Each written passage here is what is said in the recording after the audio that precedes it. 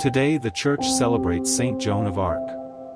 Burned at the stake as a heretic after a politically motivated trial, Joan was beatified in 1909 and canonized in 1920. Born of a fairly well-to-do peasant couple in Domremy, southeast of Paris, Joan was only 12 when she experienced a vision and heard voices that she later identified as Saints Michael the Archangel, Catherine of Alexandria, and Margaret of Antioch.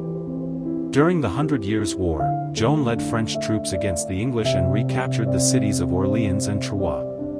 This enabled Charles VII to be crowned as king in Reims in 1429. Captured near Compiègne the following year, Joan was sold to the English and placed on trial for heresy and witchcraft. Professors at the University of Paris supported Bishop Pierre Cauchon of Beauvais, the judge at her trial.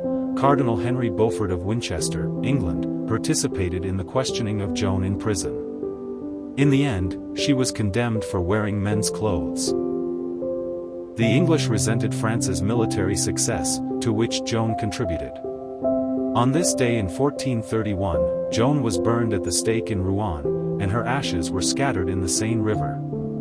A second church trial 25 years later nullified the earlier verdict, which was reached under political pressure. Remembered by most people for her military exploits, Joan had a great love for the sacraments, which strengthened her compassion toward the poor.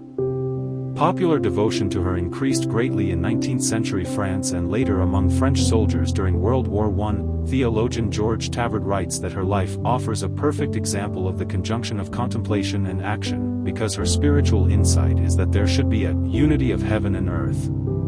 Joan of Arc has been the subject of many books, plays, operas and movies. Reflection. Joan of Arc is like a shooting star across the landscape of French and English history, amid the stories of the Church's saints and into our consciousness. Women identify with her, men admire her courage. She challenges us in fundamental ways.